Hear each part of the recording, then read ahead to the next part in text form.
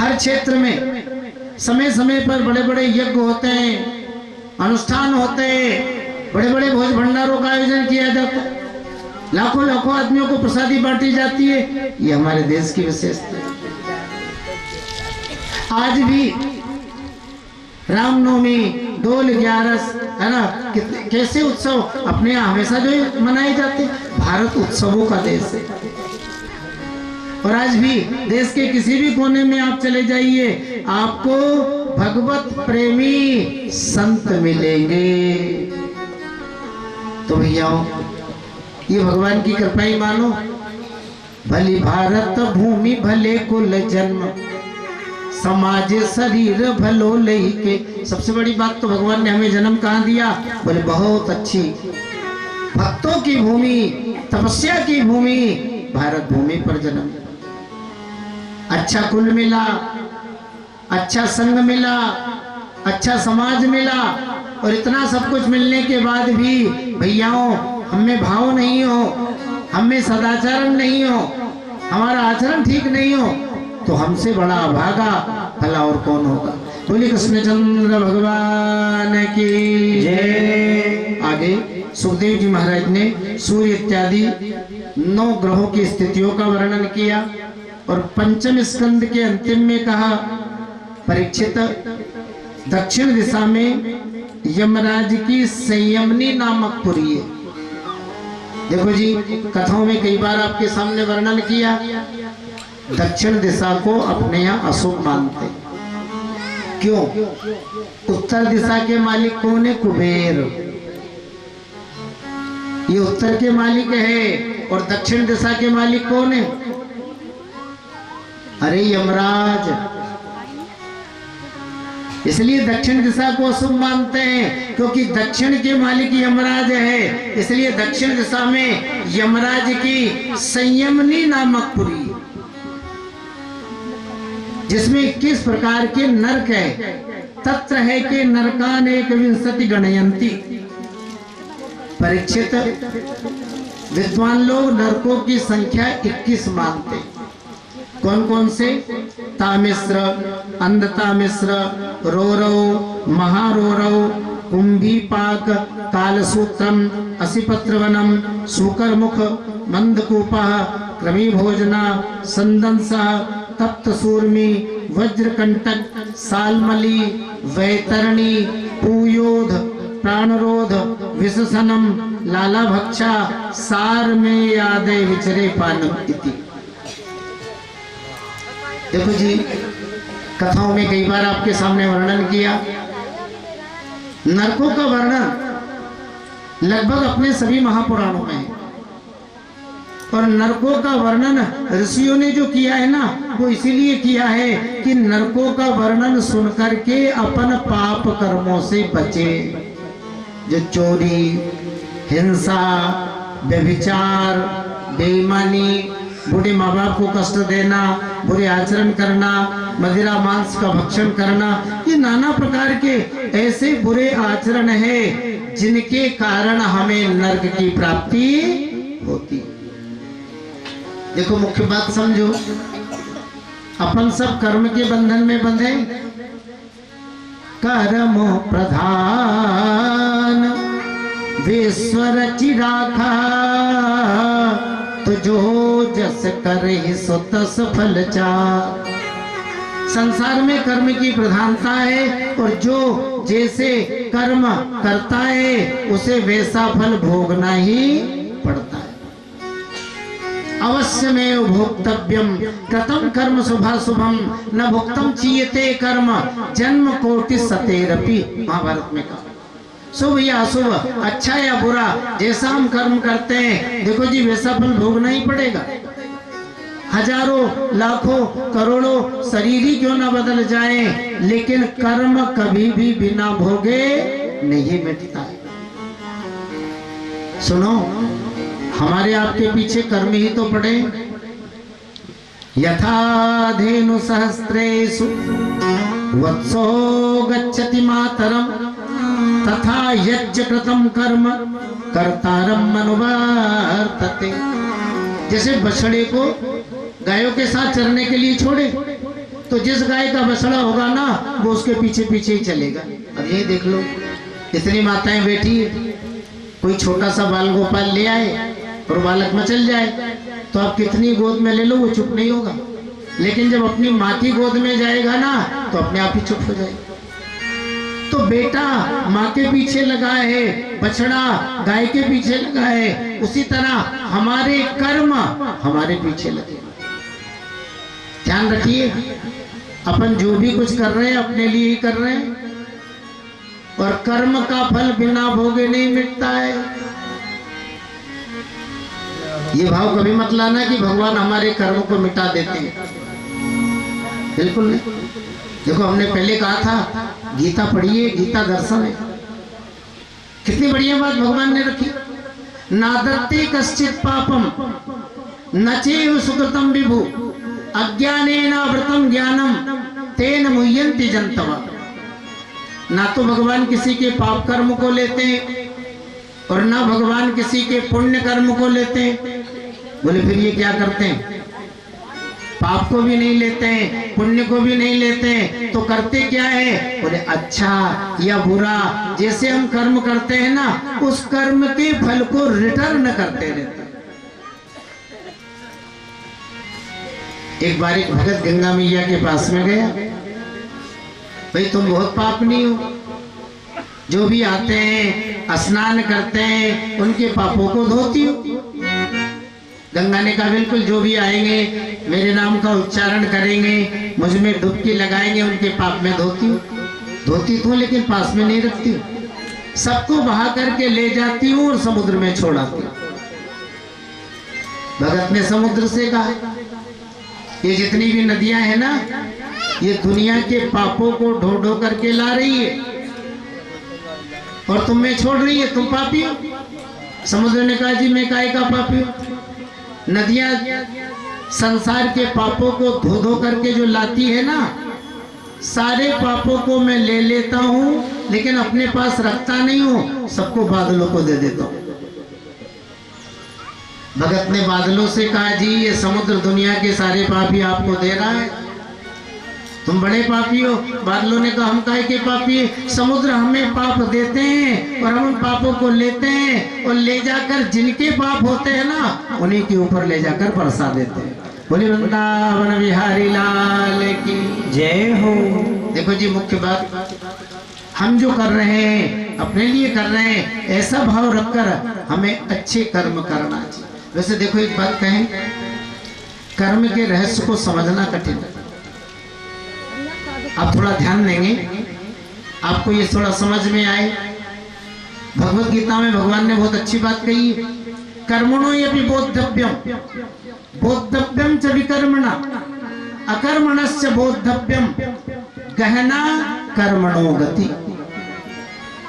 देखो जी कर्म को भी जानो कि कर्म क्या है,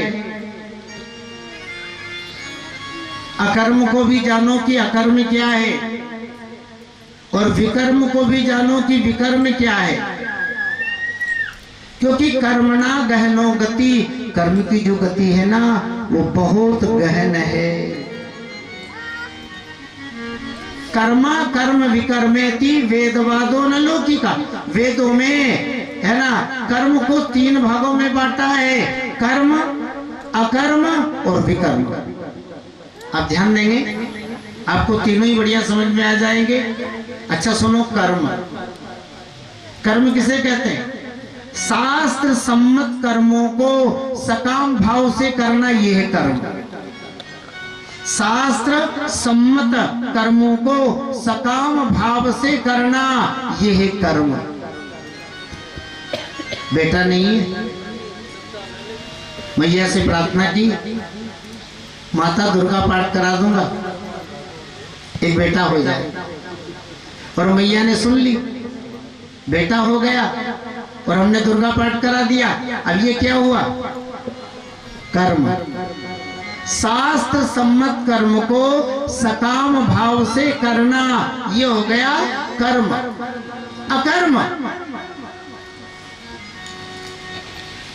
भगवान ने दिया है, नहीं होता तो कोई बात नहीं, लेकिन राम जी ने दिया है, और दिया है तो किसी भी सत्कारों में उसे लगाना चाहिए। क्या करें? बोले बढ़िया नवरात्रा चल रही है, माता जी के यहाँ दुर्गा पाठ करा दे। कोई भाव नहीं, अंतर में कोई इच्छा नहीं। अरे दिया है मैया ने इसलिए खर्च कर रहे हैं, दुर्गा पाठ विधिवत करा दिया, ये हो गया अकर्म। कर्म का फल लौकिक होता है, ध्यान दीजिए, कर्म का फल लौकिक होता है और अकर्म से ही जीव को मुक्ति मिलती है।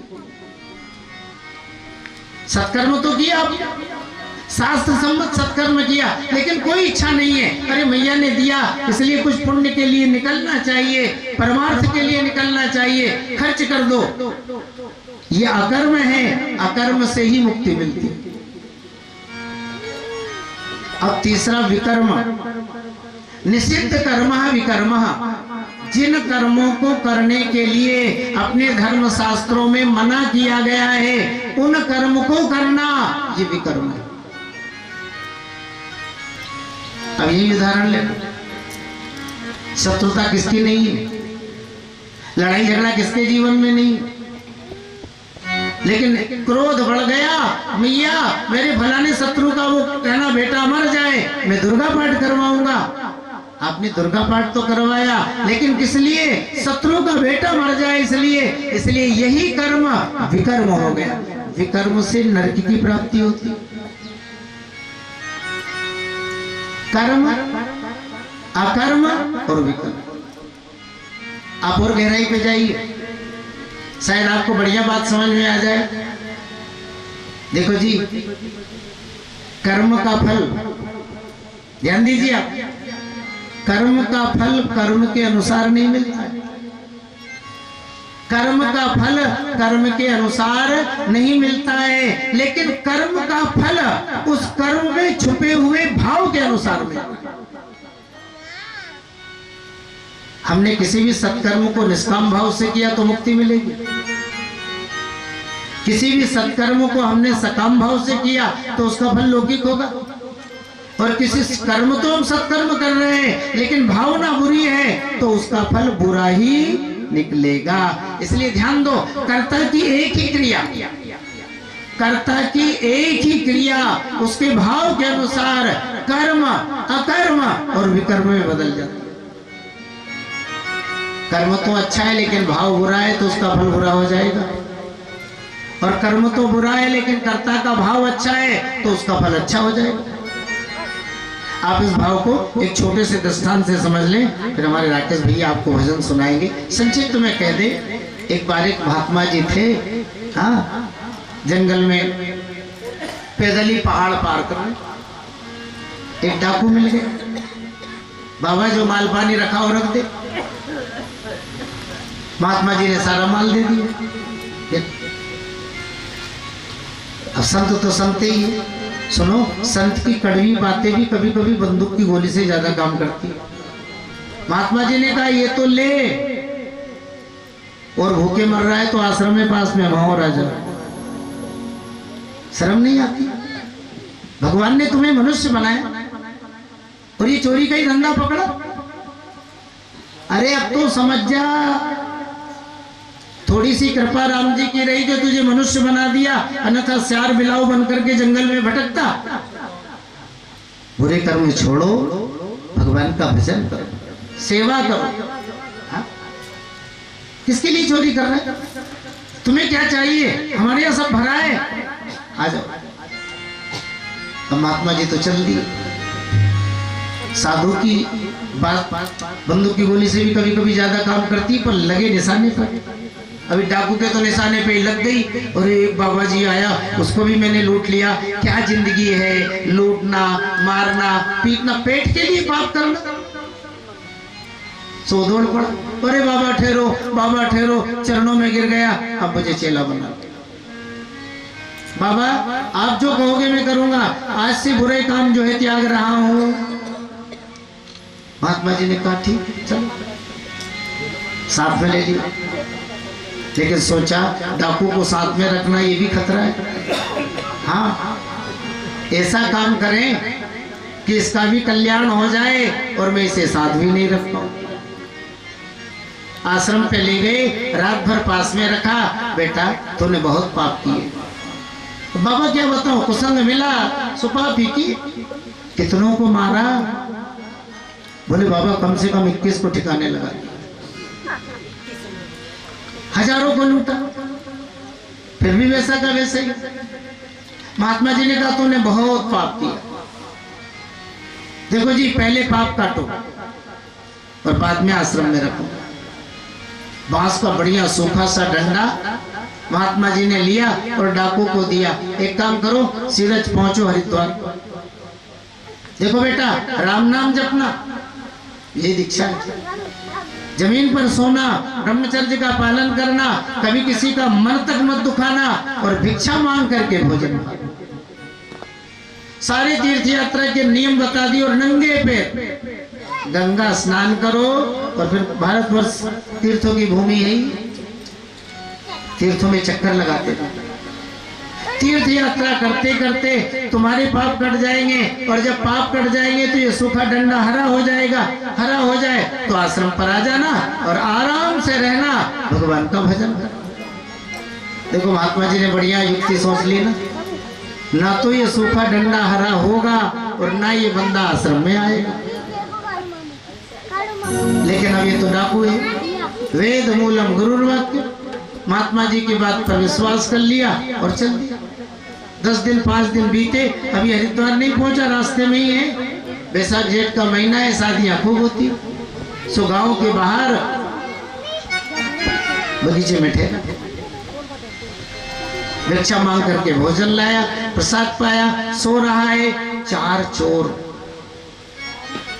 बड़के पेड़ के नीचे बैठकर योजना बना रहे हैं, इस गांव वालों को आज जो है बढ़िया दाव लगा है, आग लगानी है, बढ़िया मजा चखाना है। कितने साथियों को इन्होंने पकड़ा दिया। जब देखो तब हमारे पीछे गांव वाले पड़े रहते।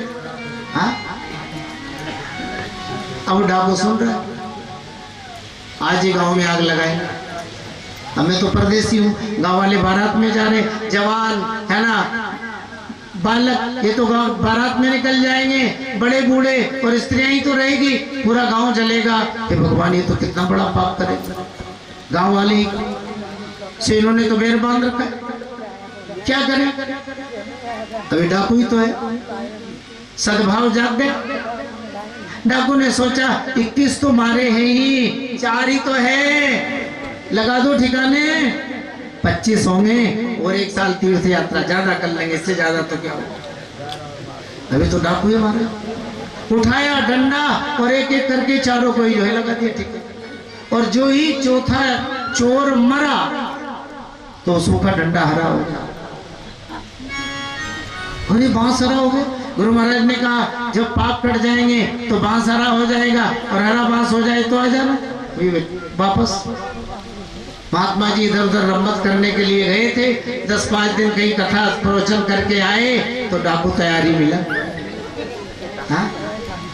अरे बोले बेटा आ गया? हाँ गुरु महाराज, आपने ही तो कहा था जब ये सूखा डंडा हरा हो जाए तो आ जाना। अभी देख लो ये डंडा है। महात्मा जी ने देखा बात तो सही, बेटा कैसे हो गया? सारी घटना सुनाई। 4 इस तरह गांव को जलाने की योजना बना रहे थे, सो मैंने चारों को ही ठिकाने लगा दिया। सुबह वह डंडा हरा हो गया। महात्मा जी के मुख से निकल गया, कर्मणा गहनो गति। कर्म की गति कितनी गहन है। इसने 21 आदमियों को मारा था अपने स्वार्थ के लिए, इसलिए वो विकर्म था, और अब 4 को मारा है परमार्थ के लिए, इसलिए ये अकर्म। तो देखो जी, कर्म की रहस्य को समझना महाराज ये बड़ा कठिन है। अपन जो भी कर्म करें पवित्र भावों के साथ करें, पवित्र भाव से करेंगे तो उस कर्म का फल अच्छा ही प्राप्त होगा। बोले कृष्णचंद्र भगवान की जय हो। जो कोई जैसी करनी करता वैसा ही फल पाता, जो कोई जैसी करनी करता वैसा ही फल पाता। और मेरे दाता के दरबार में सभी लोगों का खाता रे, मेरे दाता के दरबार में सभी लोगों का खाता। सब लोगों का खाता।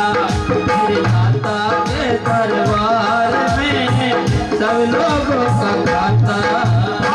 जो कोई जैसी करनी करता, जो कोई जैसी करनी करता वैसा ही फल पाता।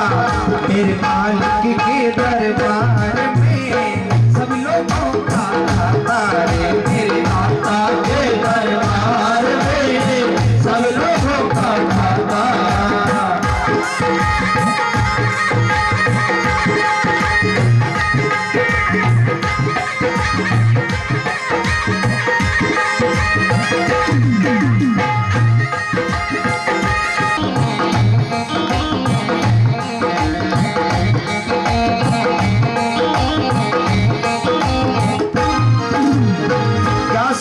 क्या संत गृहस्थी, क्या राजा क्या रानी हो।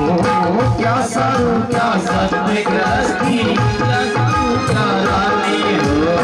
क्या साधु क्या संत गृहस्थी, क्या राजा क्या रानी। क्या साधु क्या संत गृहस्थी, क्या राजा क्या रानी हो। प्रभु की पुस्तक माही लिखी है सबकी कर्म कहानी हो। प्रभु की पुस्तक माही लिखी है सबकी कर्म कहानी। अंतर्यामी अंदर बैठा, अंतर्यामी अंदर बैठा सबका हिसाब लगाता। मेरे दाता के दरबार में सब लोगों का खाता। मेरे दाता के दरबार में सब लोगों का खाता। जो कोई जैसी करनी करता, जो कोई जैसी करनी करता वैसा ही फल पाता। मेरे दाता के दरबार में सब लोगों का खाता है। मेरे दाता के दरबार में सब लोगों का खाता।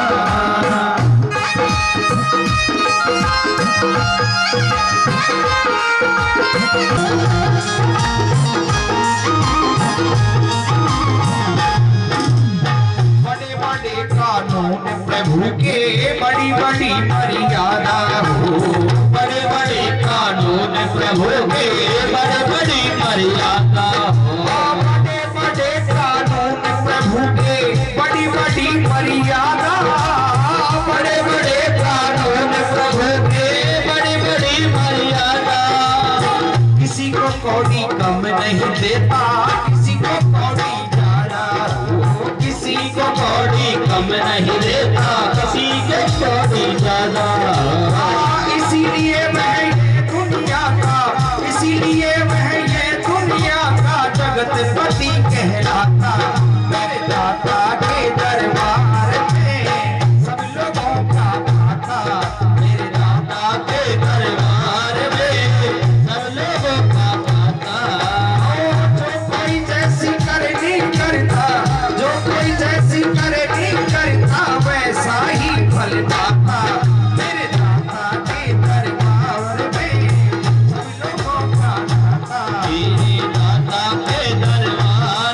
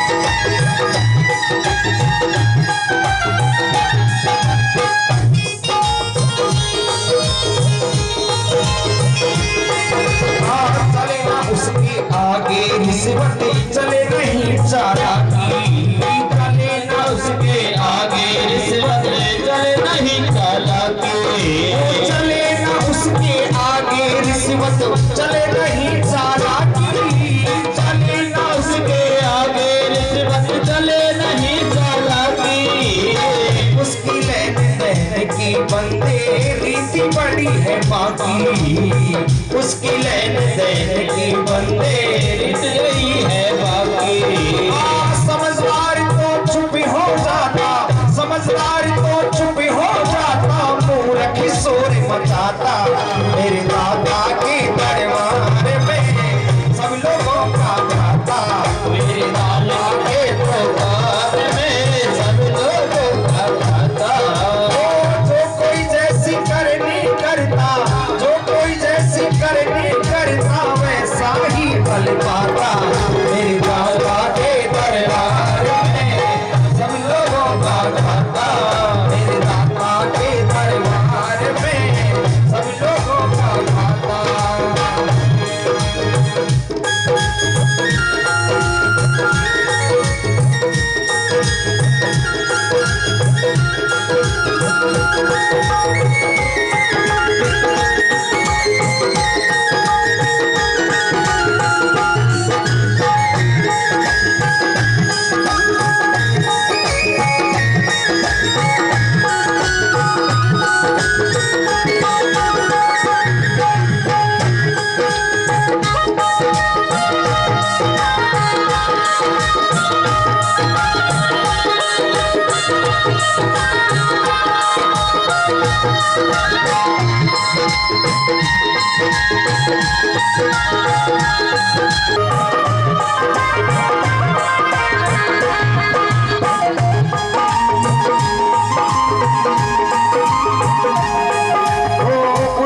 करनी करना रे बंदे कर्म न करियो काला, उजली करनी करना बंदे कर्म न करियो काला। अच्छी करनी करना बंदे कर्म न करियो काला, अच्छी करनी करना बंदे कर्म न करियो काला। आँख से देख रहा है तुझे देखने वाला, आँख से देख रहा है तुझे देखने वाला। उसकी तेज नजर से बंदे, उसकी तेज नजर से बंदे कोई नहीं बच पाता। एक बार सभी भक्त दोनों हाथ उठा लीजिए सीधे सीधे और ताली बजाते हुए, और मेरे दादा के दरबार में सभी लोगों का घाटा, मेरे दादा के दरबार में सब लोगों का घाटा।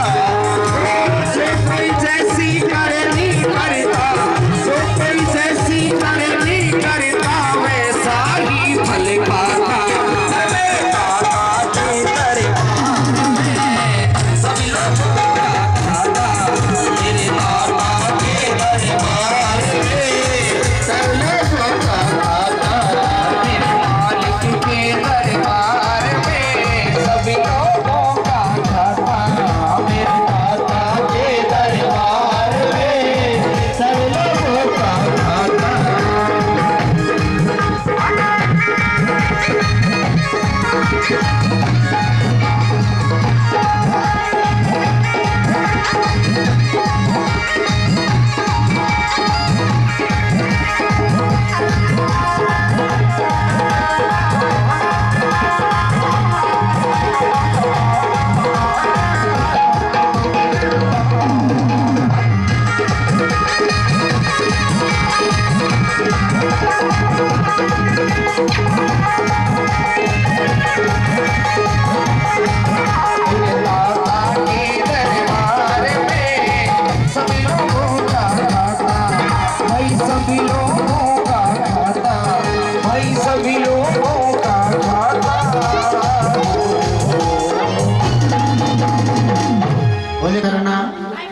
ये ऐसे सत्कर्म हैं जिनसे जाने में या अनजाने में हमसे जो पाप कर्म बना है उसका प्रायश्चित हो जाता है। लेकिन भगवत नाम या भगवान का ध्यान, ये ऐसे सत्कर्म हैं जिनसे हमारे जन्म जन्मांतर के पाप ताप नष्ट हो जाते हैं। और देखो जी, प्रसिद्ध उदाहरण है अजामिल का, कथा आप जानते हैं। कान्य कुब्जे ध्वजः कश्चित् दासी पतिरजा मिला नामना नस्त सदाचारो दास्या संसर्ग दूषिता कन्नौज। आज भी बहुत अच्छी जगह है गंगा किनारे। कान्यकुब्ज देश पौराणिक काल में जो है कहा जाता था। तो कान्यकुब्ज देश में एक अजामिल नाम का ब्राह्मण रहता था। दास्या संसर्ग दूषिता, वैश्या स्त्री के संसर्ग से महाराज ये पतित हो चुका है। अच्छा थोड़ा ध्यान दीजिए आप। अजामिल, अजा मने बकरी और अज मने बकरा। लेकिन शब्द के मूल अर्थ पर ध्यान दीजिए। अज ना जायते इति अज, जिसका जन्म नहीं हुआ हो ना उसे कहते हैं अज। अज मने परमात्मा और अजा मने माया। अज मने परमात्मा और अजा मने माया। तो अजायाम मायायाम मिलती इति अजामिल। माया में डूबा हुआ जो जीव है उसे कहते हैं अजामिल। अच्छा सुनो, बुरा मत मानना। अपन जो बैठे हैं सब कैसे बैठे हैं? अरे भैया अजामिल ही अजामिल तो बैठे हैं। अपन सभी तो माया में डूबे डुबाए बैठे हैं ना। अपन सभी अजामिल हैं। आप कहोगे बाबा हम तो नहीं है, क्योंकि अजामिल में तो एक कमी और थी। दास्या संसर्ग दूषिता, वो वैश्य स्त्री के संसर्ग से पतित हो गया था। हम तो बिल्कुल साफ सुथरे हैं। सुनो, हमारी आपकी जो बुद्धि है ना, हमारी आपकी जो बुद्धि है ना, इसी को वैश्य स्त्री कहा है। जैसे अजामिल वैश्य स्त्री के संसर्ग से पतित हो चुका था, हम आप भी इस बुद्धि के संबंध से पतित हो गए। मदिरापान, चोरी, मांस भक्षण, यही इस अजामिल के मुख्य कर्म। गांव के बाहर महाराज कुटिया बनाकर रहता। एक बात कहें, कल्याण के लिए प्रयास तो सब करते हैं, लेकिन हमारे चाहने से हमारा कल्याण भी नहीं होता। भगवान की कृपा कब हो जाए, हो ये घुनक्षर न्याय जो पुण्य प्रत्यु अनेक। भगवत कृपा से योग बन जाए तो बन जाए। अजामिल पर भी वो योग बन गया। अयोध्या से संतों की मंडली घूमती हुई गांव में आ गई। अब लोगों से पूछा, जी रात्रि विश्राम करना है, इस गांव में नगर में ऐसा कोई भगत है जो संतों की सेवा करता हो, जिसके यहाँ हम ठहर सके? अब जिससे पूछा ना, वो अजामिल से भी बड़ा दुष्ट है।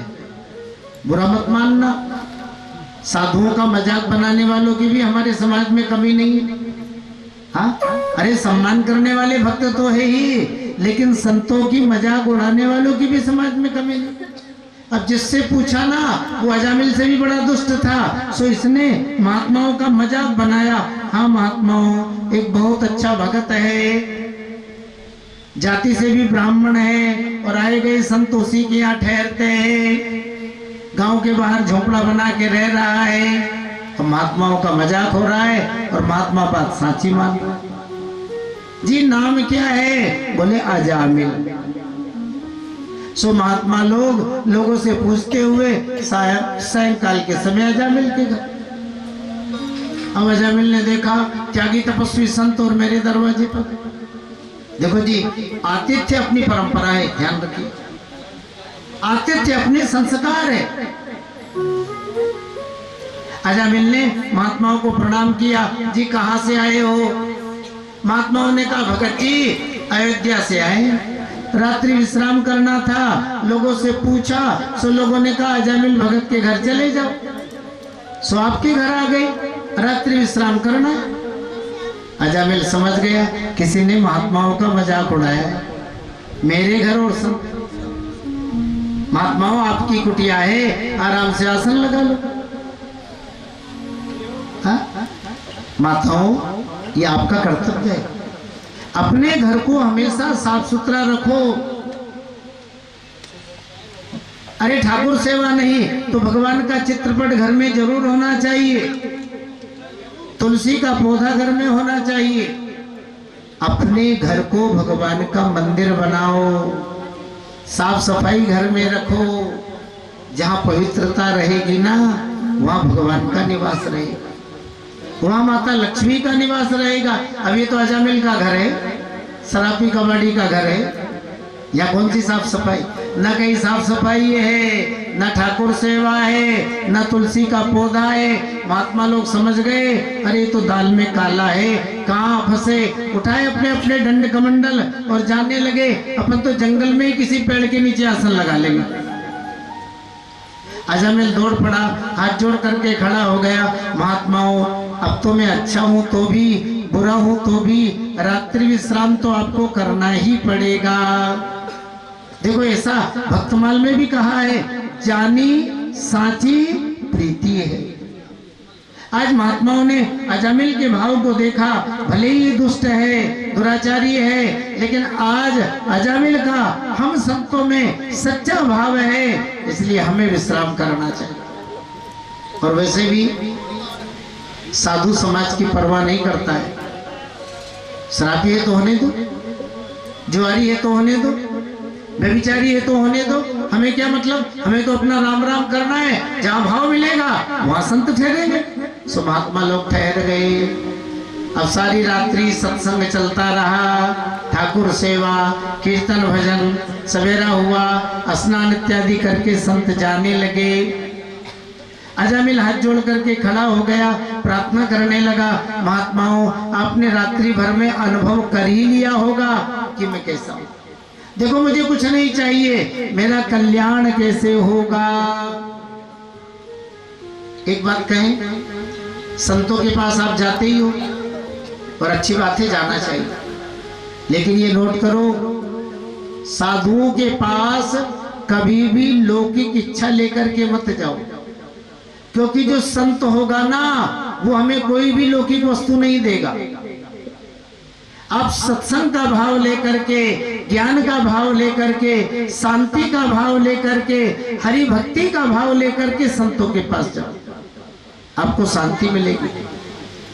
आज तो बुरा मत मानना, कितने लोग तो बाबाओं के पीछे दौड़ते रहते हैं लाटरियों का नंबर लेने के लिए। हाँ, कितने तो हमारे पास भी यदा कदा आप तो कमाते हो, जाने बाबा दूर है। हाँ, कोई जानते हो तो बाबा कर दो कृपा, बताओ। आप ही निर्णय करो, साधु कई लाठियों का नंबर देते हैं क्या? कितने लोग तो बुरा मत मानना, पुराने समय में बाबाओं से धन दुगना करवाते थे। अब आप खुद ही अपने दिमाग में वजन दे लो, साधु किसी का धन दुगना करता है क्या? और दुगना करता है तो अपना ही कर ले। साधु का मतलब ही होता है साधक। लौकिक वस्तु की उसे कोई चाह नहीं होती ज्यादा। तो जब भी अपन संतों के पास जाएं, लौकिक वस्तु की इच्छा लेकर के नहीं जाएं, शांति का, सद्भाव का, ज्ञान का भाव लेकर के जाना चाहिए। आज देखो अजामिल भी संतों के सामने खड़ा हो गया, सोचा संत प्रसन्न है, तो प्रार्थना करने लगा, महात्माओं रात भर में आपने अनुभव कर ही लिया, मैं क्या हूँ, अब मुझे कुछ नहीं चाहिए, बस इतनी कृपा करो, मेरा कल्याण कैसे होगा। देखो बात संतों के अधिकार क्षेत्र की। तो संतों ने प्रसन्न होकर के बड़ा सुंदर उपाय बताया जी। आज तक किसी सदगुरु ने ऐसा उपाय अपने चेला को नहीं बताया। अजामिल तुम्हारी पत्नी गर्भवती है ना? बोले हाँ बाबा गर्भवती है। तो सुनो, अब तुम्हारे यहाँ 10वें में भी बेटा ही होगा। नो बेटे तो घर में पहले से 10वां होने वाला है। तो संतों ने कह दिया अब 10वें में भी बेटा ही होगा, और जब तुम्हारे यहाँ बेटे का जन्म होना तो तुम उसका नाम रख लेना नारायण, इसी से तुम्हारा उद्धार हो जाएगा। देखो कितना बढ़िया मंत्र सुना है। संत चले गए। कुछ दिन बाद अजामिल के यहाँ 10वें बेटे का जन्म हुआ, और आज अजामिल ने पंडित जी से नाम पूछने का भी झंझट नहीं रखा। बालो नारायणो नामना पितृश्च दयितो भ्रसं। अपने 10वें बेटे का नाम रख लिया नारायण। महात्माओं ने कहा था बेटा इसी से तुम्हारा कल्याण होगा। तो अजामिल नारायण से बड़ा प्रेम करता। अब महाराज अंतिम समय तो आता ही है। नारायण खटिया पर लेटा है, अजामिल खटिया पर लेटा है। भयानक आकृति यमदूतों को देखा सो अजामिल घबराया और पुकारने लगा, नारायण मेरी रक्षा करो, नारायण जल्दी आओ, नारायण मुझे बचाओ। अब बार बार निसम्य म्रियमाणस्य ब्रूता हरिर कीर्तनम भर्तुर नाम महाराज पार्षदा सहसा पतन। अजामिल के मुख से बार बार नारायण नाम का संकीर्तन सुन करके भगवान के पार्षद आ गए। अजामिल के मृत्यु फांस को काट दिया। डांटने लगे, अरे आप लोग कौन हो जो भगवान का नाम जपने वाले इस भक्त को कष्ट दे रहे हो? देखो अजामिल ने कितनी बढ़िया बात, बेटे का नाम नारायण। हम कथा में अक्सर कहते हैं भैयाओं अपनी परंपराओं में रहो, अपने बाल गोपालों का नाम भगवान के नाम के अनुसार या अपने महापुरुषों के नाम के अनुसार। देखो अजामिल ने नारायण नाम रखा, सो नारायण के पार्षदों ने मृत्यु फांस से मुक्त कर दिया। यमदूतों को डांट लगी, कौन हो, इसलिए कष्ट दे रहे हो? यमदूत घबरा गए, सुनो हम धर्मराज के सेवक हैं, धर्मराज की आज्ञा से इस अजामिल को लेने के लिए आए हैं। भगवान के पार्षदों ने कहा तो बताओ धर्म किसे कहते हैं, अधर्म किसे कहते हैं? देखो कितनी बढ़िया व्याख्या की।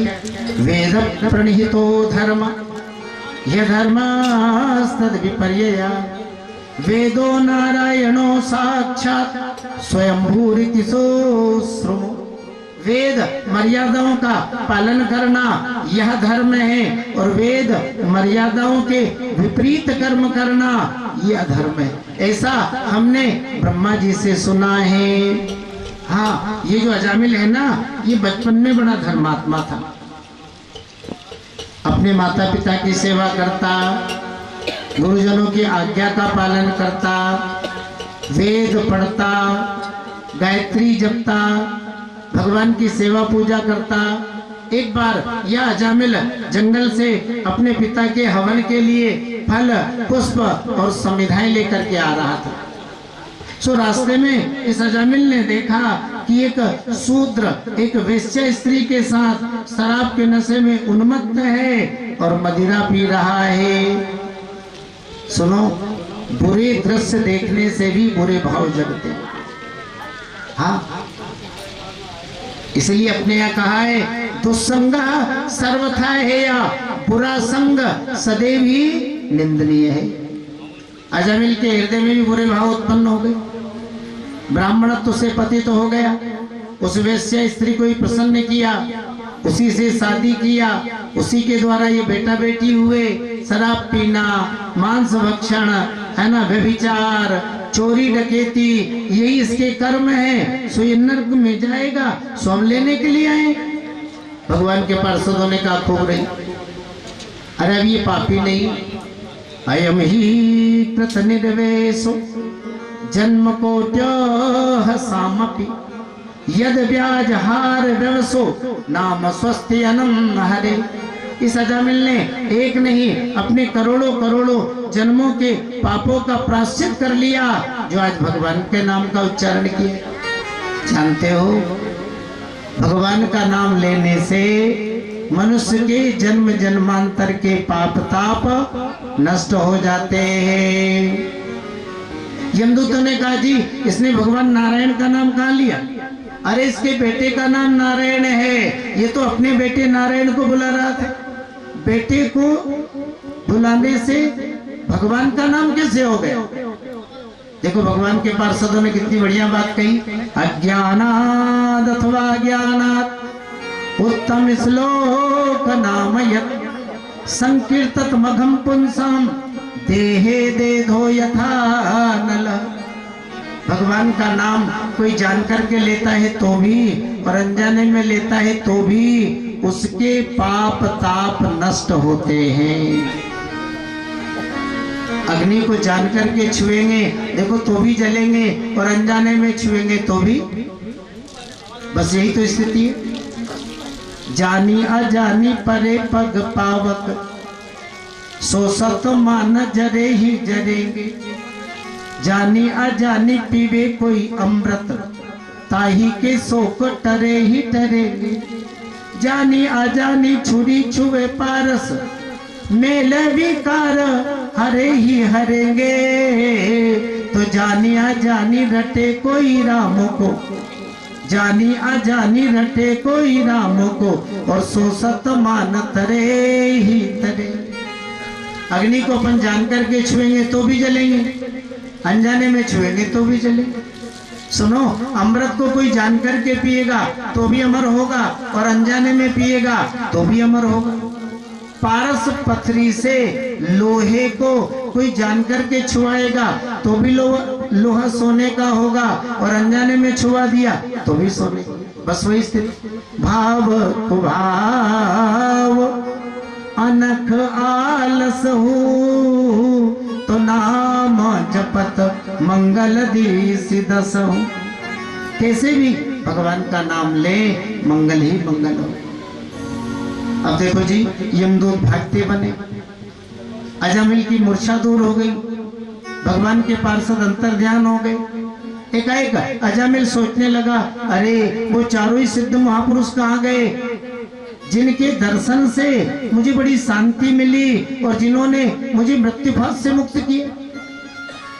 निश्चित ही मैं नरक में जा रहा था, ये तो नारायण नाम की महिमा जो मैं बच गया। हे भगवान, अब तक का जीवन तो मेरा बेकार चला गया, लेकिन अब जो जीवन बचा है उसे बेकार नहीं जाने दो। अब लो नसानी अब ना नसई। अजामिल अपने कान्यकुब्ज देश को, नगर को छोड़ करके और महाराज हरिद्वार गंगा किनारे पहुंचा। गंगा किनारे रह करके और बड़े लगन से नारायण नाम जपने लगा। परिणाम, इसके सारे पाप ताप नष्ट हो गए और ये वैकुंठ को प्राप्त हुआ। इधर यमदूत धर्मराज के पास सारी कथा सुनाई। वो नारायण नारायण जपने लग गया। सो नारायण के पार्षदों ने मृत्युफास को काट दिया। धर्मराज ने समझाया, सुनो, संसार का मालिक मैं नहीं हूँ, संसार के मालिक भगवान नारायण है, और उनके नाम को जपना यही सबसे बड़ा धर्म है। देखो जी, उन्हीं को यहाँ लेकर आया करो। किनको? जीवान भक्ति भगवत गुण नाम अधेयम, चेतश्च न स्मरति तच्चरणार बिंदम, कृष्णाय नो नमति यच्छिरे कदापि, ताना नयद्धम सतम कृत विष्णु कृत्या। जो अपनी जीव के द्वारा भगवान का नाम नहीं जपता हो, जिन्होंने नेत्रों से कभी भगवान का दर्शन नहीं किया हो, जो पैरों से कभी तीर्थ यात्रा नहीं गया हो। देखो जी, आज भी यमदूत आते हैं, लेकिन भगवान का नाम जपने वाले भक्तों की ओर तो देखने में भी उन्हें डर लगता है। मुख्य बात कहें, अजामिल चरित्र भगवान वेदव्यास जी ने 3 अध्यायों में रखा है, और इससे स्पष्ट होता है कि ऐसे कलिकाल में भी हमारा आपका कल्याण यदि होगा तो भगवत नाम के द्वारा। भैया इधर उधर मत भटको, भगवान का नाम जप। हाँ, विवश हो जासु नाम नर कहई, तो जन्म अनेक रचित अगद, तो सादर सुमिरन जे नर करही, तो भव बारिद गोपदैव तरे। अरे व्यवस्था में भी यदि मुख से भगवान का नाम निकलता है तो पापी से पापी जीव का कल्याण हो जाता है, और प्रेम से यदि कोई राम जी का नाम जपे तो ऐसे बड़भागी के लिए तो कहना ही क्या। पहले आपको सुनाया, एक बार क्या हुआ, 4 चोर थे। अब चोरों का काम है मारना, पीटना, लूटना। धीरे धीरे लोग इन चोरों को पहचानने लगे, तो इन्होंने चोरी का नया फार्मूला तैयार किया, बाबा जी बन गए और चारों रास्ते में घात लगा के बैठे रहते। कोई भी राहगीर आता ना तो एक जपता, नारायण नारायण, अर्थात कोई नर जो है आ रहा है, सारे चोर सावधान हो जाओ, आ रहा है सावधान हो जाओ। अब दूसरा पूछता इशारे से, हे केशव हे केशव हे केशव, अर्थात जो नर आ रहा है वो कैसा है, खाली खाली है कि मालदार है। अब तीसरा ध्यान से देखता, खाली खाली है जी, मेले कुचेले कपड़े पहना है, गठरी भी कोई मोटी सी नहीं है, जाने दो, निकल जाता। लेकिन जो तीसरा था वो देखता नहीं, मोटा आदमी लगता है, गठरी भी मोटी सी है, तो वो कहता दामोदर दामोदर दामोदर, अर्थात दाम वाला है। देखो सारा मामला फिट हो गया ना। नारायण मने नर आ रहा है, केशव मने कैसा है, दामोदर मने दाम वाला। अब जो ही वो आता घेरे में तो ही उनका सरदार आदेश देता, हे वासुदेव हे वासुदेव हे वासुदेव। भाई दामोदर है तो काहे को चूक रहे, उठो बांस और करो पिटाई। वो सब दौड़ते, राहगीर को मारते पीटते और लूट लिया करते थे। देखो कर रहे चोरी, लेकिन जप रहे भगवान का नाम। हमारे संत कहते हैं अंतिम समय जब आया तो ऐसे पापी जीवों का भी उद्धार हो गया। पाई न कही गति पतित पावन, राम भज सुन सठ मना, गणिका अजामिल गीध व्याध गजादि खल तारे। सुनो, यज्ञ वाले गए कि अटके कोई गारंटी नहीं लेता। हाँ, तीर्थ वाले गए कि रहे कोई गारंटी नहीं, करो। लेकिन भगवत नाम जपने वाले पापी से पापी भी मुक्ति को प्राप्त हो गए। ये हमारे धर्म शास्त्र और हमारे संत इस बात की साक्षी है। अजामिल जैसे पापी, गणिका जैसी वेश्या स्त्रियां, व्याध जैसा लुटेरा और गिद्ध जैसा पावर मांस भक्षी भी मुक्ति को प्राप्त हो। बोले कृष्णचंद्र भगवान की जय। अब समय भी हो रहा है, समय लेकिन थोड़ा सा बस संक्षिप्त में। प्रचेताओं के पुत्र थे दक्ष। देखो ब्रह्मा जी के पुत्र दक्ष अलग है, कल चर्चा हुई थी। ये प्रचेताओं के पुत्र थे दक्ष।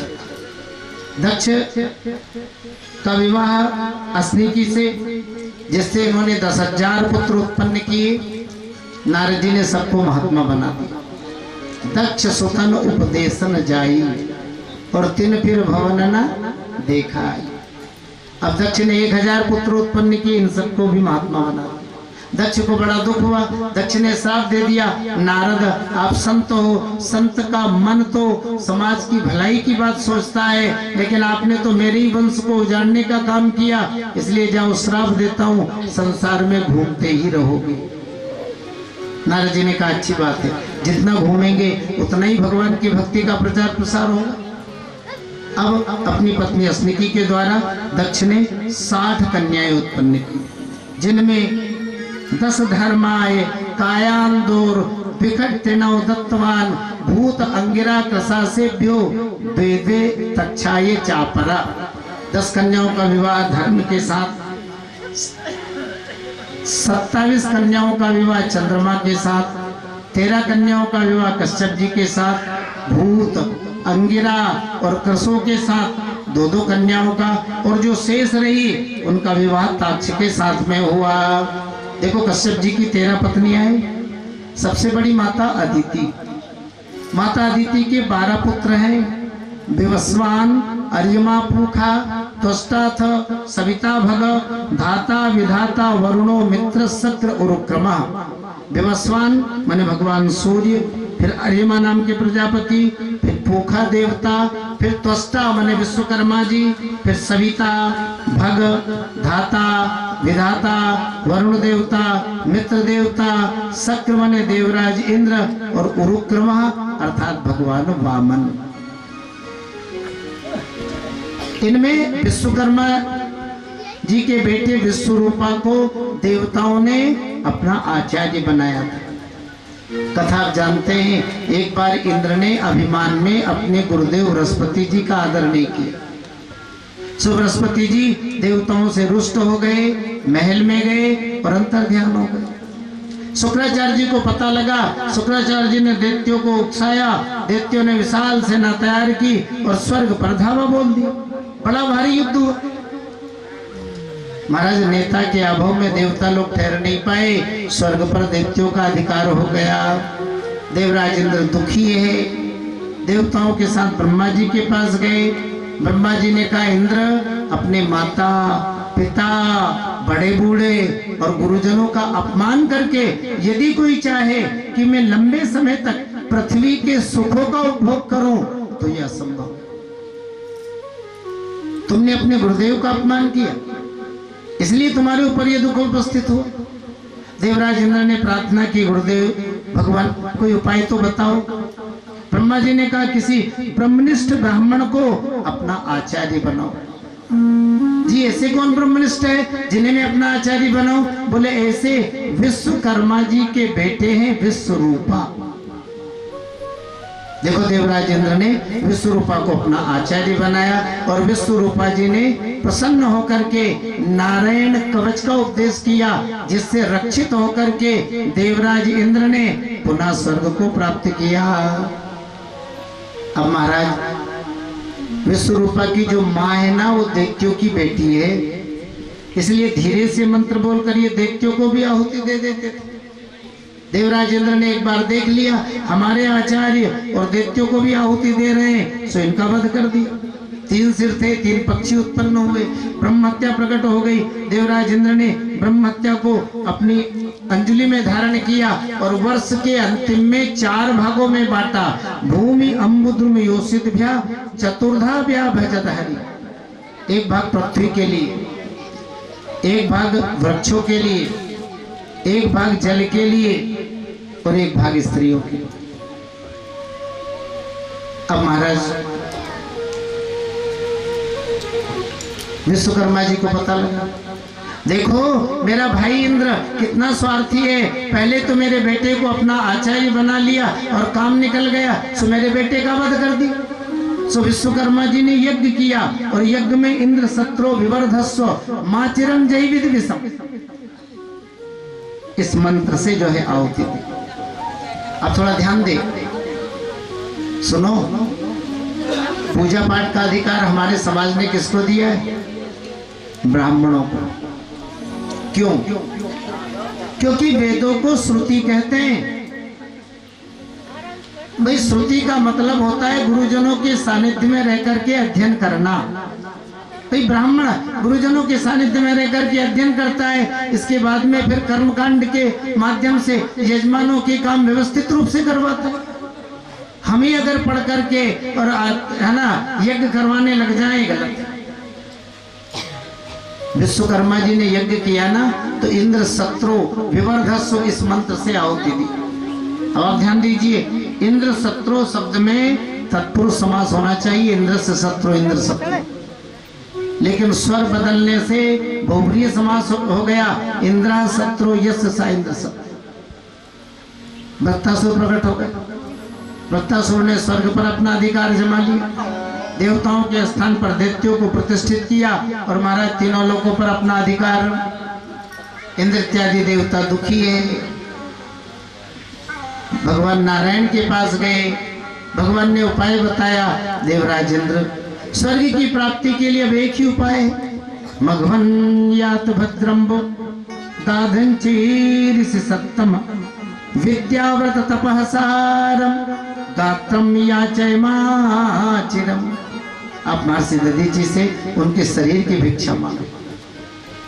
देखो जी, इसलिए तो भारत को महापुरुषों का देश कहते हैं। क्षुधार्थरंत्य देव ने दिया करस्त थाल भी, तथा दधीचि ने दिया परमार्थ अस्ति जाल भी, उसी नरक क्षितिज ने सुमांस दान भी किया।